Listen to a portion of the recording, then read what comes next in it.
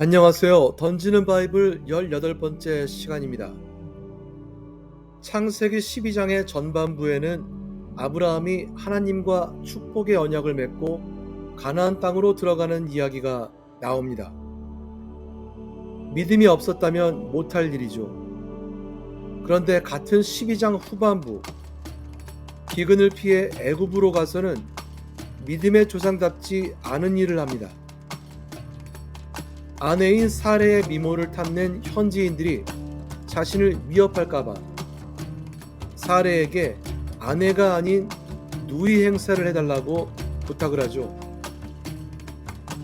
애굽왕 바로는 진짜 그런 줄 알고 사레를 궁으로 데려가 아내로 삼으려 합니다. 아브라함은 대가로 선물도 받고요.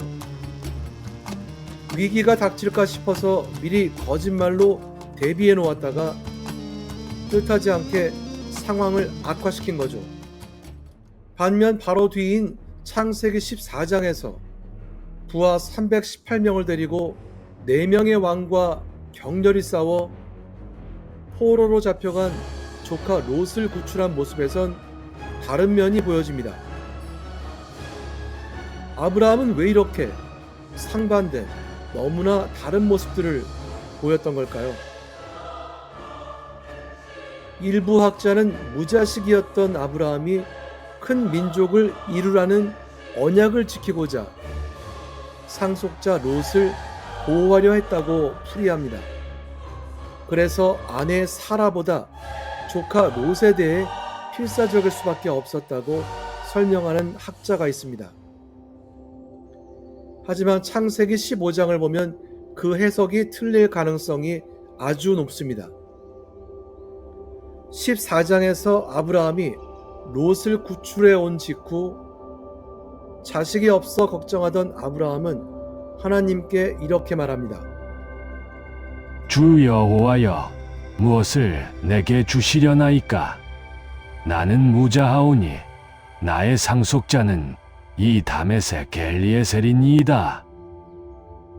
창세기 13장에서 롯은 이미 아브라함을 떠나 소돔에 정착했기 때문에 롯이 아닌 자신의 종 엘리에셀을 상속자로 생각하고 있던 겁니다. 그럼 사라에게 뭔가 문제라도 있던 걸까요? 창세기 17장 16절을 보면 하나님께서는 사라도 여러 민족의 어머니가 될 사람이라고 작정하셨고 그 사실을 아브라함에게도 알리시며 축복하셨습니다. 그런데도 창세기 20장에서는 아브라함이 그랄 땅에 가서 아내 사라를 또 누이라고 속였다가 똑같은 위기를 맞습니다. 두 번이나 같은 치명적인 실수를 하는 아브라함, 어떻게 봐야 할까요? 이 대목에서 아브라함을 어떻게든 옹호하려고 변호하려고 하는 분들을 많이 봤습니다. 믿음의 조상이니까 뭔가 이유가 있었겠거니 하면서 미화를 시도하는 분들 많이 봤습니다. 심지어 제가 있었던 어느 성경 공부 모임에선 자신의 아내분이 바로 옆에 있는데도 이 아브라함의 소행을 믿음 때문이라고 말하는 분도 본 적 있습니다.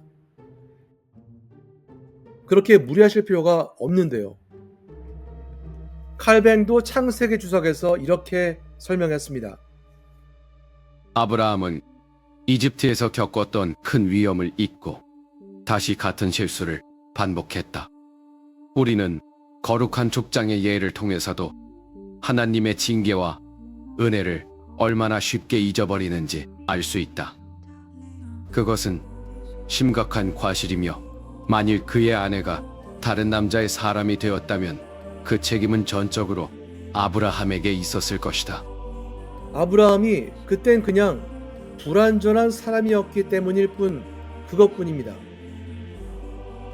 아무리 큰 민족을 이룰 거라는 하나님의 언약을 받은 사람이라 해도 불완전한 실존의 인간은 위기 앞에선 이렇게도 되나 봅니다. 다만 아브라함이 거기에 멈춰 있지 않고 점차 우리가 아는 믿음의 조상으로 성장해 갔던 점을 높이 사야 하는 겁니다. 창세기 15장 6절. 아브라함이 여호와를 믿으니 여호와께서 이를 그의 의로 여기시고. 하나님께서는 이렇게 그의 믿음의 성장을 지켜보셨고, 그래서 지난번에 이야기한 것처럼 아브라함을 나의 벗, 친구라고 하셨습니다. 창세기 18장 20절과 21절에 보면 하나님께서 친구 아브라함에게 소돔과 고모라에 대한 부르짖음이 크다시면서 하나님께서 직접 확인하시겠다고 하시죠. 그 두 도시가 소돔과 고모라라고 당신의 뜻을 밝히신 순간 아브라함은 분명 소돔에 살고 있는 조카 롯을 떠올렸을 겁니다. 그래서 대담하게 하나님께 가까이 나아가 가로되 주께서 의인을 악인과 함께 멸하시려나이까? 그 성중에 의인 50이 있을지라도 주께서 그곳을 멸하시고 그 50 의인을 위하여 용서치 아니하시리이까? 라고 말을 하면서 우리가 잘 알고 있는 하나님을 상대로 한 일종의 협상 또는 거래 비슷한 걸 펼쳐나갑니다. 의인이 50명이면 으로 시작해서 45명, 40명, 30명, 20명, 10명까지 모두 6차례나 숫자를 제시하는데 하나님은 계속 응해 주십니다. 왜 처음에 50명이었냐? 왜 10명까지만 했느냐에 대해서 신학자들의 설명은 이렇습니다.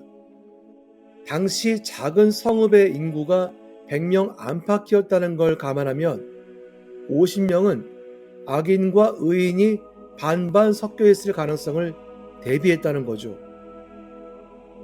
10명은 가족 공동체를 구성하는 가장 작은 단위였다는 설명이 있습니다. 이 숫자들이 중요한 이유는 아브라함이 멸망해서 살리고자 강구했던 대상이 처음부터 조카 롯의 가족뿐이었냐 아니면 소돔성 주민 전체냐 하는 문제와 관계가 있기 때문입니다.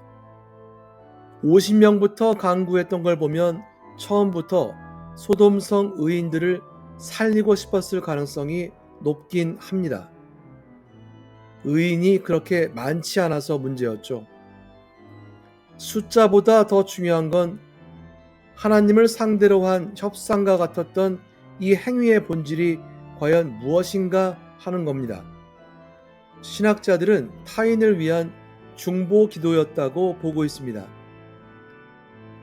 하나님께서는 친구인 아브라함에게 당신의 작정을 넌지시 알리심으로써 아브라함의 중보 기도를 유도하신 셈이죠. 이 중보 기도를 일종의 참여로 해석해서 하나님께서 당신의 결정에 아브라함을 포함시켰다고도 봅니다.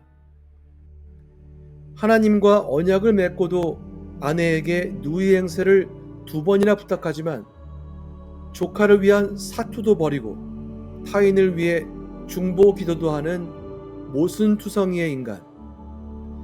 그런 그가 하나님 나라를 계시하는 계시자로 선택된 건 품성과 능력이 뛰어나서가 아니라 하나님께서 그의 믿음을 아셨기 때문입니다. 자신은 연약하면서도 오만한 피조물임을 인지하고 창조주인 하나님께 한없이 자신을 낮추는 그 자세에서 나온 하나님께 대한 불굴의 믿음을 아셨기 때문일 겁니다. 다음 시간엔 그 믿음의 최고점을 찍은 사건, 이른바 아케다 사건이라고 하는 이삭 번제 사건에 대해 살펴보겠습니다.